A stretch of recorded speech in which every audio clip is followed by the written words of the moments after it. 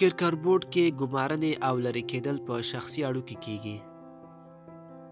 د افغانستان د کرکټ بورډ ادارې اجرایي رئیس لطیف الله ستانکزی د 300,000 افغانیو نیولې ان تر 400,000 افغانیو پورې خپل معاش اخلي،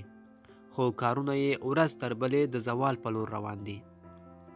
د افغانستان په کرکټ بورډ کې یو شمېر سرچینو خبریال ډاټ کام ته وویل چې د ادارې اجرایي رئیس لطیف الله ستانکزی په دې وروستیو کې د بودیجې د کمښت له کبله په کار پوه نږدې 28 کسان له دندو رخصت کړل،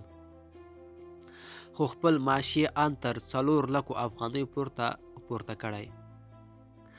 زموږ سرچینه وایي د کرکټ بورډ اجرایي رئیس لطیف الله ستانکزی د بورډ مشر فرهان یوسفزي سره په همغږۍ د بودیجې د بحث کولو په نوم د دې ادارې 28 په کار پوه کسان د نوي کال په پیلېدو سره سم له دندو ګوښه کړي دي او پر ځای د اړیکو پاللو په وسیله 28 نور کسان په دندو ګومارلي دي.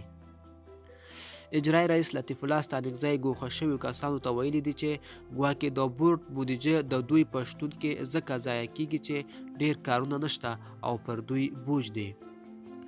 خو دغه ډله کسان بیا ادعا کوي چې ګواکې دوی په یوې پلمې سره رخصت شوي دي او پر ځای نور کسانو ته وخت ورکړل شوی دی. زموږ سرچینه وایي چې د افغانستان د کرکټ بورډ په هر ډپارټمنټ کې په لسګونو غیر مسلکي کسان کار کوي چې په لسګونه او سلګونه زره افغانۍ معاش اخلي، خو لا هم دنده نه ده معلومه چې دوی د کلونو راهیسې په څه بوخت دي.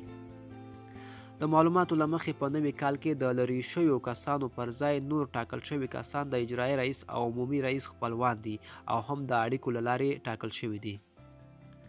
دغه راز اجرایي رئیس او عمومي رئیس په کار پوه هغه کسانو معاشات هم کم کړي دي چې شپه او ورځ په خپلو کارونو باندې بوخت دي، خو د هغه کسانو معاشونه یې لوړ کړي دي چې د لطیف الله ستانکزي او فرهان یوسفزي له لورې ټاکل شوي